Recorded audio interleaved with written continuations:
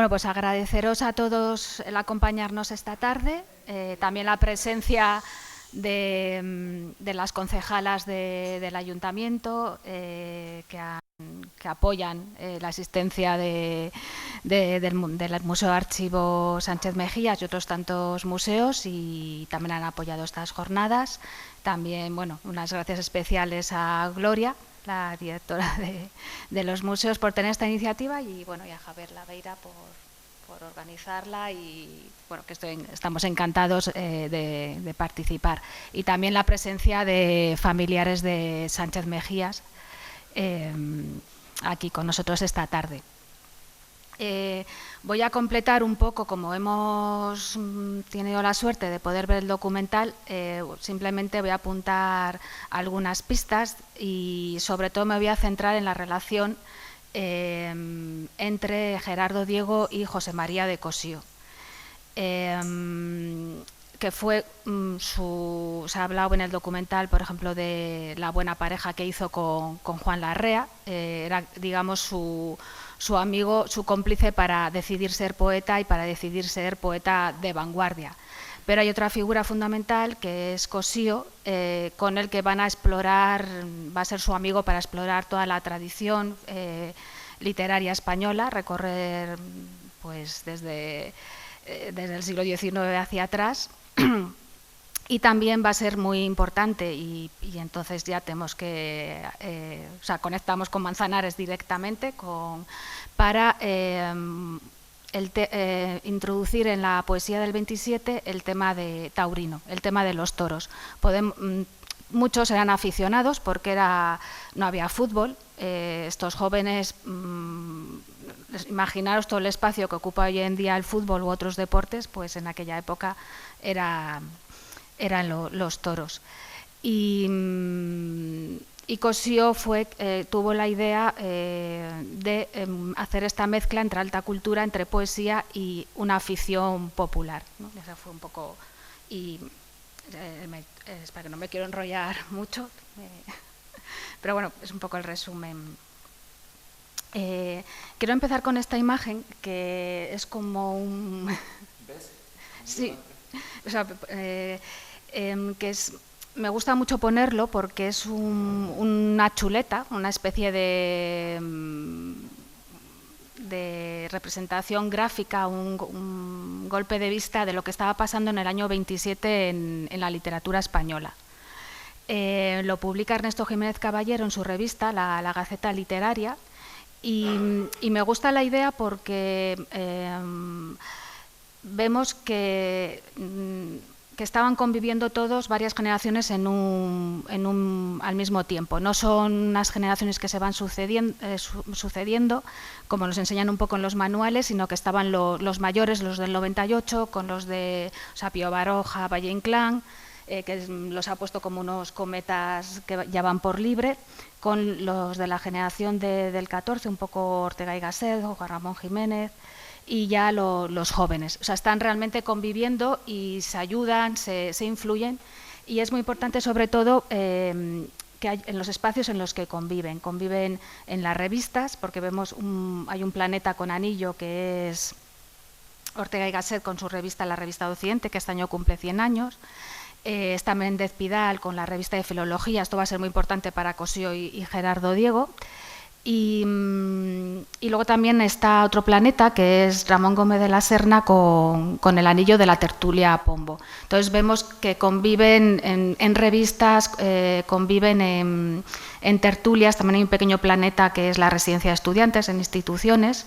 Entonces, bueno, un poco es la idea de convivencia, o sea, que el que aflore una generación se debe un poco a ese intercambio de ideas, a convivir en distintos espacios. Y bueno, por insistir un poco en esta idea de intercambio, voy a leer simplemente una frase que me gusta mucho, de José Moreno Villa, un malagueño que la escribe desde el exilio, para referirse a esas décadas de los años 20 y 30, cómo usa la idea de enjambre. No se centra tanto en grandes personalidades, sino en el intercambio, en trabajar, en colaborar. Y entonces recuerda así el Madrid de los años 20 y 30. Todo un enjambre. Hay un rumor renacentista que los mantiene en vilo.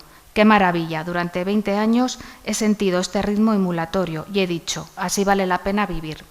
Un centenar de personas de primer orden trabajando con la ilusión máxima, a alta presión. ¿Qué más se puede pedir a un país? Y bueno, creo que es muy bonito y es una lección y o sea, un camino que nos puede servir actualmente. Y luego, como ha escrito Javier Laveira para el folleto de del ciclo, es una generación que se construye en estos espacios compartidos, por ejemplo, en las revistas poéticas, y aquí bueno, he traído esta imagen tan bonita de la revista malagueña Litoral. Esa imagen de Carmen, que es la revista que fundó, que creó Gerardo Diego, porque cada poeta tenía su revista, y también es muy importante que vemos ya salir estas ciudades, Málaga, Santander, todas en la periferia. Casi este ciclo es un homenaje a esa red que estaba repartida por todo el territorio español, no solo centrado en Madrid, sino... entonces, por eso también estamos hoy en día en Manzanares, ¿no? Es un poco el... Y luego esa otra imagen que también la hemos visto en el documental, que es quizá el libro más importante de Gerardo Diego, el más citado tanto en España como en el extranjero, que es la antología del 32, en la que él bueno, pues, propone un tipo de poesía, incluyendo a los poetas contemporáneos a él, más jóvenes, más jóvenes, pero los enlaza directamente con esos planetas que hemos visto antes en ese universo, ¿no? Desde Unamuno, Machado, o sea, que serían sus abuelos y sus padres. Y también, aparte de crearse con las revistas, con la antología de Diego, también con algunos eventos y actos sociales, como el famoso homenaje de 1927 en Sevilla. Entonces, al final es una red o es un universo con planetas, cometas y estrellas, cómo se crea, o sea, por qué surge, ¿no? esa excelencia, tantos autores en esos años. El azar bueno, hizo que Gerardo Diego bueno, nace en Santander y le pone en contacto, como hemos visto, con personas muy importantes, o sea, las ciudades como puntos de encuentro, personas importantes en su biografía, como hemos visto antes a Narciso Alonso Cortés. El azar, porque él saca una oposición, es un escritor vallisoletano, aterriza en Santander y su función fue la de esa sensibilidad que tenía un adolescente, pues dar pie a que se decidiese a escribir o a interesarse por la poesía. También Santander le pone en contacto con un contemporáneo a él, Pancho Cosío, que nace en Cuba, pero bueno, su familia se traslada muy pronto a Santander, tienen casi la misma edad y tienen vidas muy paralelas. Entonces, dentro de la ciudad, que es un espacio de encuentro, también, como decía antes, hay instituciones y una de ellas pues, son los Ateneos, que hay en todas las capitales de provincia. Y Gerardo Diego, como hemos visto también en el documental, dio en el 19 una conferencia sobre la poesía nueva que dio como resultado una polémica en la prensa local, y también Pancho Cosío se pone en contacto con el Ateneo y su primera exposición la hace en esa institución. Entonces se conocen allí y se establecen una amistad, y lo importante, por eso pongo aquí estas dos imágenes, las relaciones entre pintores y poetas. El libro Imagen, que es el primer libro vanguardista de Gerardo Diego del 22, la cubierta la diseña Pancho Cosío.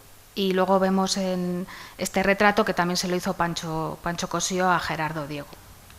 Y este es un cuadro de Pancho Cosío del 21 y son estéticas similares, ¿no? En pintura, lo que estaba haciendo Pancho Cosío en pintura lo estaba haciendo Gerardo Diego, por ejemplo, en su libro Imagen. Y también en Santander me gustaría daros la pista de un pintor muy interesante, que es un poquito más joven que los del 27, Antonio Quirós, pero gracias a Gerardo Diego se conecta con Lorca y realiza en el año 35 una serie de pinturas inspiradas en la poesía de Lorca. Son pinturas metafísicas, un poco surrealistas, y se pueden ver en el Museo de Bellas Artes de Santander. Son quizá de las piezas más bonitas y especiales que tenemos. Y también sería una relación entre poesía y pintura. José Iciria y Escalante es otro chico santanderino, un poquito más joven que Gerardo Diego, y es un poeta que va a compartir con Gerardo Diego la participación en el ultraísmo, que hemos visto antes que han hablado de ello en el documental. Y José María de Cossío no estaba muy de acuerdo. Gerardo Diego le intentó explicar porque a él sí le gustaba y participaba de ello, y Cossío decía que eran muchos aspavientos y que era talento desaprovechado, sobre todo el talento de Gerardo Diego y de José de Ciria Escalante. Aún así, cuando en el año 31 publica José María de Cossío su ensayo y antología La poesía castellana en los toros, recoge un poema, una especie de poema greguería de José de Ciria, que me parece precioso y además es de tema taurino, y os lo voy a leer. Al traje de Belmonte le apolilló una estrella. Es muy bonito para describir el traje de luces. Y bueno, es un poco por traer otro chico santanderino, otro moderno, que fallece lamentablemente muy temprano, como veis ahí en el 24, pero también forma un poco parte de este grupo de modernos santanderinos. El azar también quiso que aterrizase en Santander una figura que va a ser muy importante para la generación del 27, es como un pregongorino. Es algo mayor que ellos, pero Miguel Artigas fue el primer director de la Biblioteca Menéndez Pelayo. Y va a ser otra institución, junto con el Ateneo, muy importante para Gerardo Diego y para un punto de encuentro para él con Miguel Artigas. En 1919, que es cuando hemos visto que ya había decidido que iba a ser poeta de vanguardia, y dio esa antología, esa conferencia en el Ateneo, al mismo tiempo estaba preparando las oposiciones para catedrático de instituto, muy disciplinado, y había una cosa muy buena, que es que les puntuaban, aparte de aprobar los exámenes, el preparar trabajos de investigación inéditos o publicados. Entonces él aprovechó que tenía una amistad con la familia Menéndez Pelayo, ya había fallecido don Marcelino, pero la biblioteca y el legado estaban lo custodiaba su hermano Enrique. Entonces, aprovechando esa amistad, visitaba la biblioteca durante el verano del 19 y así entabló amistad con Miguel Artigas, y ya realizó un pequeño estudio para estas oposiciones sobre un poeta anónimo, era una poesía barroca, que luego, hace poco se ha atribuido a Soto de Rojas, pero lo importante es el que ya estaba en 1919 con Miguel Artigas, sin saberlo, participando de lo que va a ser el año 27, ¿no? la celebración gongorina. Bueno, esta es la primera página del borrador de la poesía nueva, esa conferencia que generó la polémica en Santander, si vemos un poco la letra de Gerardo Diego.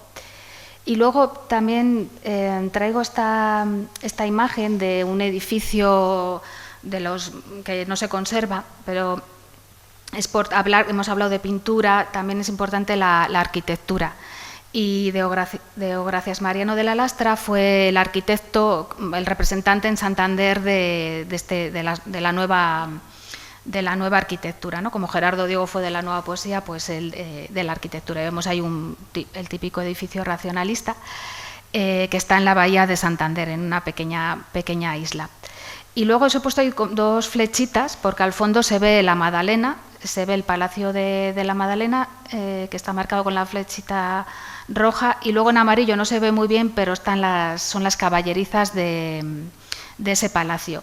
Y tienen importancia porque en el año 33 el palacio y las caballerizas van a servir de sede para la Universidad Internacional, que fue un proyecto del Ministerio de Instrucción Pública, durante la República, que recoge las ideas de la institución libre de enseñanza y va a ser también un punto de encuentro de todos los del 27 en Santander.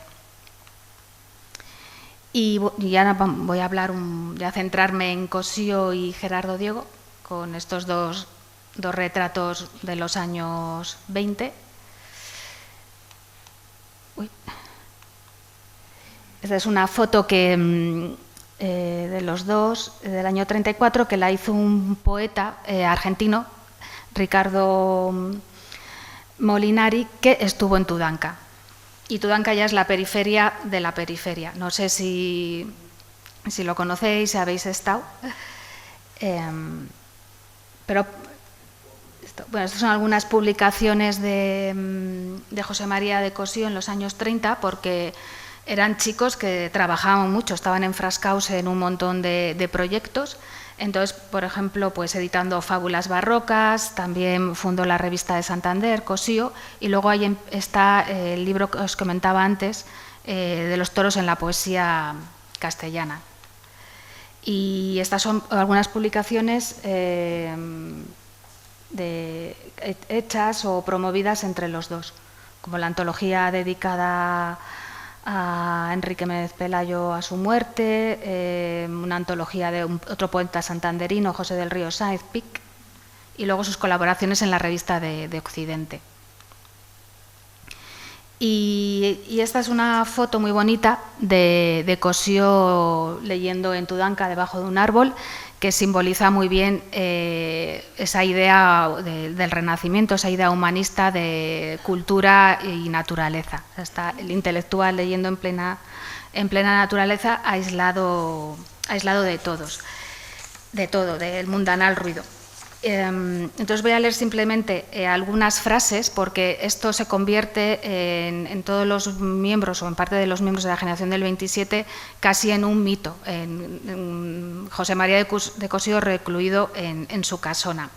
Entonces, por ejemplo, Gerardo Diego le escribe en el 23 en una carta que dice: «Te supongo en plena égloga, junio, San Juan, estrellas, mugidos, libros».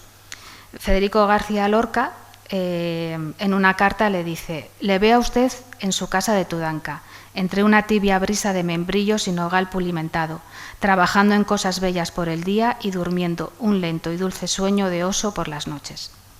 Rafael Alberti le escribe y le dice: «Me acuerdo del campo, del río Nansa, de tus exquisitos perejiles y de tu amistad finísima y de tu esplendidez». Y Jorge Guillén escribe a Gerardo Diego y le dice: «No sé nada de José María, salúdale de mi parte, lo supongo rico, ahito ya de sabrosos y desconocidos poemas mitológicos». O sea que es casi un personaje como un renacentista en su casona, leyendo y disfrutando de su jardín y de la naturaleza. Gerardo Diego conoció a Cossío de una manera también muy literaria. En el año 20 todavía no le conocía personalmente, entonces fue con el otro escritor santanderino, José del Río Sáenz Pic, hicieron una excursión muy bonita, que fueron desde Santander en tren a Reynosa y desde allí andando a Tudanca, para recrear lo que se cuenta, la ruta que se cuenta en la novela de Pereda, Peñas Arriba, ¿no? Como el antiguo dueño imaginario de la casona de Tudanca, pues llega a Reynosa desde Madrid y no puede ir de otra manera que caminando a su casona. Y es muy bonito cómo lo cuenta José de Ríos Sáenz. Y os lo voy a leer porque empecé también muy bonito. «Hemos tomado el tren y nos hemos dirigido a Reynosa. Llevamos con nosotros un ejemplar de Peñas Arriba, el poema de las cumbres, y nos guía el propósito de hacer el mismo itinerario que siguió Pereda cuando estaba planeando su obra inmortal y que luego supuso seguido por uno de sus héroes.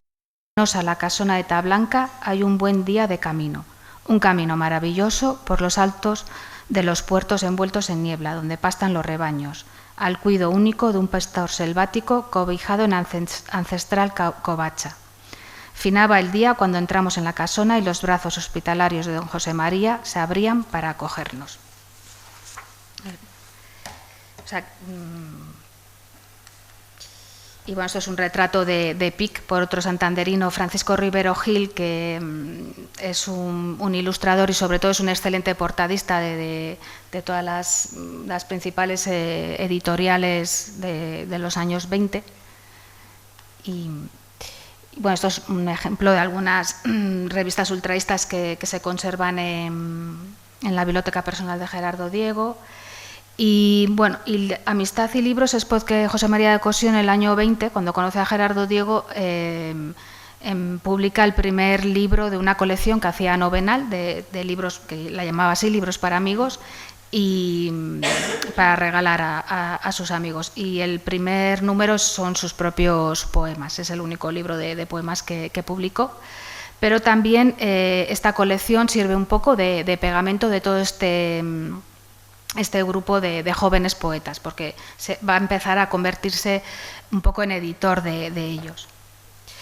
Bueno, publica a José de Ríos Sáez, que es el otro poeta santanderino, que es algo mayor que ellos, y publica a Rafael Alberti, El alba de la Lelí, o sea que es un editor del 27 totalmente.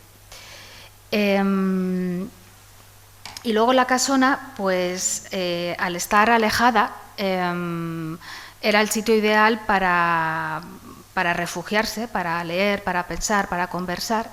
Entonces, por ejemplo, en el verano del 23 se refugió un mes allí Unamuno, que no recuerdo ahora de qué polémica se tenía que refugiar, pero bueno, como eran un poco peleas, pues le sirvió. Y entonces pues pasó allí unos días con José María de Cossío, pues con paseos a caballo, con lecturas, también le gustaba mucho conversar con la gente del pueblo y también haciendo pajaritas, que es una de sus aficiones, incluso le hacían reportajes en la prensa de la época y son preciosas y estas también se conservan en el archivo de Tudanca, que es una maravilla y es también una afición pues que requiere ese silencio o ese tiempo libre o el aburrimiento, ¿no?, que te proporciona Tudanca. Esta égloga, que está publicada en la colección Libros para Amigos de Pedro de Medina Medinilla, es un poeta barroco y la descubrieron, no era inédita porque estaba en un libro, la descubrieron juntos Cossío y Gerardo Diego. Y Gerardo Diego lo cuenta en el prólogo casi de una manera así muy cinematográfica, como que era una tarde de lluvia, Cossío se fue a jugar a las cartas con sus amigos que eran el cura y el maestro del pueblo. Gerardo Diego no le gustaba y se fue a leer a la biblioteca. Luego se incorporó Cossío y lo que hacían era cada uno pues coger al azar un libro de la biblioteca y leer en silencio. Si veían algo que les gustaba, lo leían en voz alta. Entonces Gerardo Diego encontró esta égloga, la leyó en voz alta, se entusiasmaron los dos y dijeron, bueno, pues estupendo, lo publicamos, lo editamos en la colección de Cossío, Libros para Amigos. Es muy importante porque esta antología refleja muy bien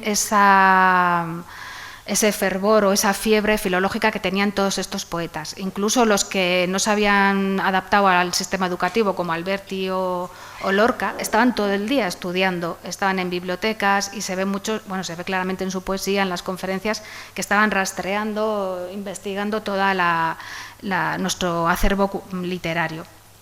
Entonces ellos lo editan, deciden editarla. Y para mí lo más interesante es, y se adelantan o son una de las parejas que más participan de ello, que la publican, por un lado, con una introducción en la que cuentan su entusiasmo al descubrirla. La anécdota que os he contado de la tarde aburrida de lluviosa. No explican en ella ni lo que es la poesía barroca, ni quién es Pedro de Medina Medinilla. Simplemente te invitan a leerla y la editan a la moderna, o sea, están invitando a leer poesía. Es una manera de no tan, aunque ellos eran rigurosos porque habían estudiado filología los dos, pero el objetivo era eso, invitar a la poesía y hacernos a todos partícipes, o sea, invitarnos a leer.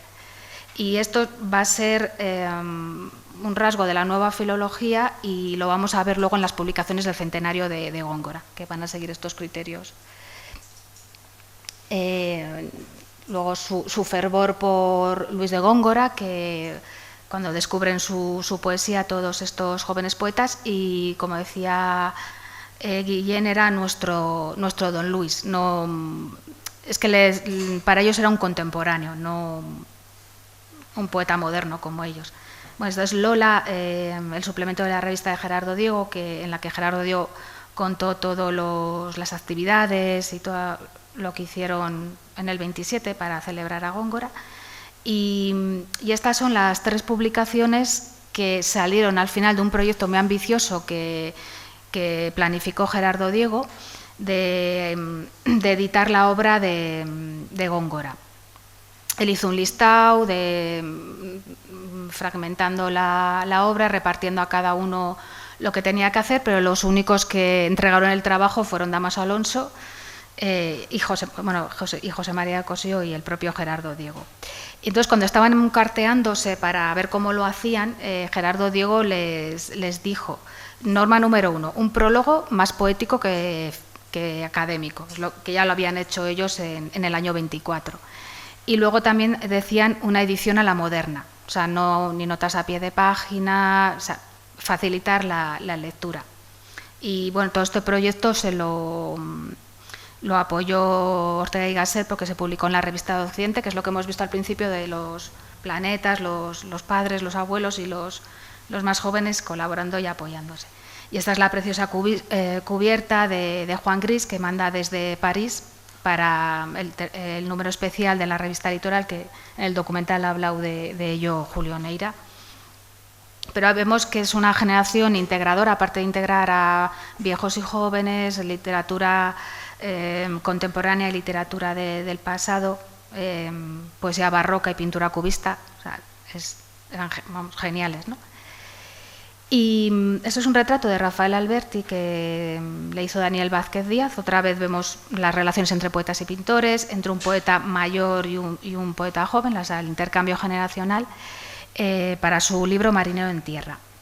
Y Alberti fue otro de los viajeros que fue a refugiarse a Tudanca.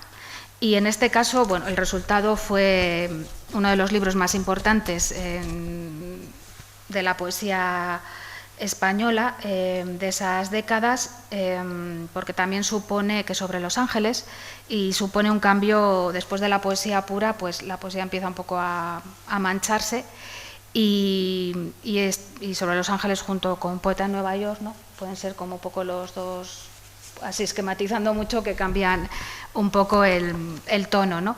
Pero lo importante es que él va allí a refugiarse de una crisis que tenía personal, sentimental, había roto con Maruja Mayo, y que ya vemos una pareja que era una pintora y un poeta, y de una crisis creativa. Entonces tiene esta crisis y le rescata Cossío, porque le invita. Y él lo cuenta no sé si quiero leer un poquito de un fragmento de La Arboleda Perdida, de sus memorias del año 75, en el que habla de su estancia en el año 28, en la primavera del 28 en Tudanca. Me urgía salir de aquella cueva cargada de demonios, de insomnios largos, de pesadillas. Fue entonces cuando José María de Cossío me invita a pasar unos días en la casona de Tudanca, y allí llegué con él, en una noche de lluvia, a caballo, alumbrados por un farol, entre arroyos crecidos y golpes de ventisca. En Tudanca, pueblo apenas de 40 casas, vivíamos solos, rodeados de pobres campesinos, visitados al atardecer por el cura y el maestro. La casona, piedra y madera, era hermosa. Buena biblioteca, sillones fraileros, chimeneas de campana para el frío, agudo y prolongado allí, en el norte. La solana daba un jardín, un pequeño vergel de flores y frutales. Aunque era primavera, se agradecía el sol de la mañana salido de los montes después de un duro cuerpo a cuerpo con la neblina. Elegí aquel lugar para mi trabajo. Algo tranquilo en cierto modo, aumenté con bastantes poemas mi libro. Las tinieblas de los montes, la lucha de los vientos, el ábrego y el gallego, unidas a aquellas soledades, me dieron nuevos ángeles para él. Fue allí en Tudanca donde del verso corto, frenado, castigado, pasé insensiblemente a otro más largo, más moldeable, al movimiento de mi imaginación en aquellos días. Escribí entonces 3 recuerdos del cielo, el primer y espontáneo recuerdo de mi generación a Gustavo Adolfo Bécquer. Y luego, pues también, años después, esto fue en el 24, cuando estuvo allí, pues le escribe una carta a José María de Cossío en el 29, todavía recordando aquellos días. Dice: José María, me acuerdo hoy otoño de ti, del campo tuyo, de los ángeles míos, que han quedado para siempre perdidos por tus montañas. Me acuerdo de ti, me acuerdo también del rosal lunero de tu huerto, estará primoroso. Entonces, y bueno, aquí retomo un poquito la idea del enjambre de ideas que había expuesto José Moreno Villa, porque es una palabra que también va a utilizar Menéndez Pidal, que hemos visto antes que era uno de los planetas, con su revista de filología, pero también tenía otro tipo de tareas, y por eso fue el rector de la Universidad Internacional de Verano en Santander, que estaba en la península de la Magdalena, y también se escogió Santander y esta península porque se buscaba también como una especie de Tudanca, un espacio que ahora, bueno, pues está como más integrado en la ciudad, pero en aquella época estaba muy aislada, no habría comunicación. Entonces la idea era estar en verano aislados para favorecer el intercambio, y que esta universidad de verano quería favorecer pues el intercambio entre profesores y maestros, entre extranjeros y nacionales, y también otra idea muy importante era entre todas las disciplinas. Entre los que decimos esta frase es que yo soy de letras o de ciencias, a ellos les horrorizaría, porque había que integrar, o sea, si realmente eras alguien moderno y alguien abierto, y te tenía que interesar todo lo que estaba pasando en ese momento. Entonces, Ramón Menéndez Pidal, que era el rector, en su discurso, en el año 33, en julio, vuelve a hablar de esta idea de enjambre, de esta idea de trabajar, que es algo que creo que también es una idea institucionista y de la generación del 14, de Juan Ramón Jiménez, de Ortega y Gasset.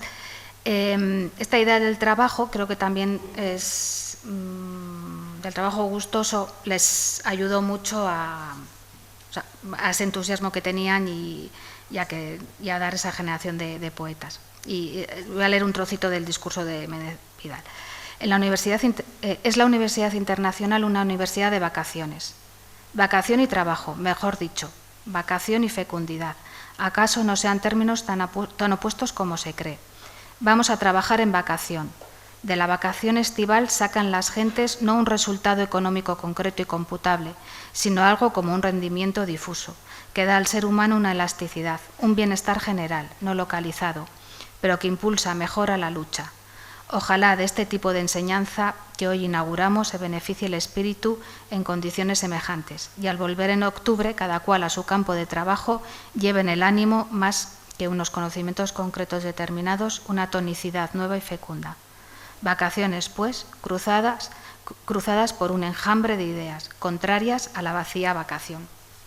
Entonces, en esta universidad vemos que el rector era un filólogo, el secretario era un poeta, porque era Pedro Salinas, y tanto José María de Cossío como Gerardo Diego Guillén pues eran profesores invitados, sobre todo daban clases en los cursos de cultura española para extranjeros. Entonces también los 3 veranos antes de la guerra pues fue también un punto de encuentro. Otra idea que tenía esta universidad era que no solo había que estar pues hablando de ciencias o de letras, sino algo muy importante que era actividades complementarias, que ellos llamaban no sé, era un concepto, pero sería ahora como por ejemplo las extensiones universitarias o por ejemplo lo que estamos haciendo ahora, ¿no? Un museo, un archivo museo que realiza unas actividades. Entonces invitaban a practicar deportes, porque la Magdalena tenía su propio embarcadero, su propia playa, también tenía pistas para jugar al tenis, también organizaron conciertos, bailes, y también invitaban a La Barraca, que era la compañía de teatro universitario que dirigía Federico García Lorca. Entonces, bueno, esa es una foto de Lorca que se ve ahí el edificio que había marcado yo antes con la flechita amarilla, que es de estilo inglés, y arriba vemos una foto que se conserva en el archivo de Gerardo Diego de los miembros de la barraca con su furgoneta.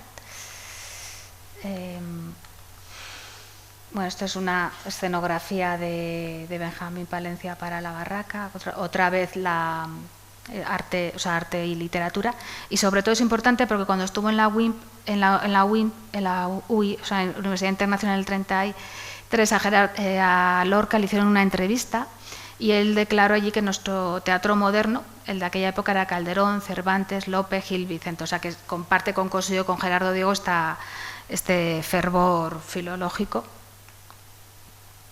Y volvemos a Tudanca, porque en Tudanca conservan esta cosa tan bonita, que es una de los... está hecho en fieltro y era como la insignia que llevaban los miembros de la barraca, que estaba en la foto de antes. Espera, a ver, uy. ¿Veis? Está en la puerta de la camioneta y también lo llevan en el buzo. Y también es un diseño de Benjamín Palencia. Espera. Y se conserva en Tudanca, está pegado en este papel que está firmado por todos los miembros de la barraca, y nombran a Cossío como barraquito honorario, y se conserva en el archivo, es muy bonito. Y bueno, ya quiero aprovechar para decir que ahora en abril y hasta noviembre se va a inaugurar en la Casona de Tudanca una exposición sobre la barraca y Cossío, que puede ser una excusa para una visita. Me estoy liando con esto. Y luego el tema de poesía y toros, que como os he explicado antes, o he citado la antología y el estudio de los toros en la poesía castellana que editó Cossío en el año 31. Pero empieza a hacerla, a fraguarla en el año 25, en diciembre. Voy a leer un trocito de una carta que escribe a Gerardo Diego para explicarle el proyecto, porque es muy importante que sea un proyecto de largo recorrido. Él le cuenta: además traigo entre manos una obra a la que he cogido cariño y en la que sería de agradecer tu consejo y orientaciones. Se trata de una antología sobre la fiesta de toros en la poesía. Hay más de lo que a mí me parecía y figuran los nombres más preclaros, sin excluir y por más de un concepto a nuestro vocángel. Tengo ya allegados los materiales esenciales, pero aún faltan detalles y perfiles en los que me serías muy útil. Esto en diciembre del 25, o sea, hasta el 31. Esto quiere decir que Cossío está escribiendo a todos estos jóvenes para pedirles ayuda. Puede ser, Alberti, como estás en Madrid, puedes ir por favor a la Biblioteca Nacional y en este libro me miras a ver si hay algo de toros. Entonces, con todas estas cartas fue como plantando un poco la semilla, como decía antes, que un poco es el inventor de mezclar, de combinar los toros y el mundo taurino y la poesía, lo que era lo popular y la alta cultura. El que más entusiasma es Alberti, que en el 27 en una carta le dice: ahora nada más sueño con toros, toreros, torerillos. Toda mi última renovación temática te la debo a ti. Gracias inmenso. Y entonces empiezan a escribir, también Gerardo Diego empieza a escribir, porque luego, como él va avanzando en su proyecto y ve la importancia que tiene, también se le ocurre animarles a que escriban ellos mismos, sus amigos poetas contemporáneos, que escriban sobre toros. Y entonces, como aterrizamos otra vez en Manzanares, porque gracias a Cossío van a conocer a Ignacio Sánchez Mejías, y entonces ya la relación es más intensa, ya con esa parte más humana de conocerlo. Como antes estábamos comentando que era un torero intelectual, un torero que también era escritor, porque algo también característico de estos jóvenes era que eran polifacéticos. Todos se atrevían a hacer, pues Gerardo Diego era poeta, pero también daba conciertos de piano. Entonces es muy representativo y muy de su época que fuese torero y también escritor. Entonces su fallecimiento les conmociona a todos, a todo el grupo, y como resultado poético y también como bibliográfico, porque da lugar a 2 publicaciones de gran belleza y que además coinciden en el formato. Son 2 libros de gran formato ilustrados. Entonces tenemos otra vez esta mezcla de la que hablaba antes, tenemos toros, tenemos poesía, tenemos dibujo en este caso. Uno es Rafael Alberti, que publica en el 35 Verte y no verte, dedicado al fallecimiento, a la muerte de Sánchez Mejías, con unos dibujos del mexicano Manuel Rodríguez Lozano. Y lo publica en Fábula, que es una editorial que sería como la Litoral mexicana. Es también un poeta impresor, Miguel Nicolás Lira, y los dibujos son muy bonitos, creo que son 4, porque los 4 el torero está desnudo, o sea, no lleva el traje de luces. Aquí parece incluso que está dormido, pero los anteriores se reconoce que es un torero porque por las posturas de torear, que realmente son como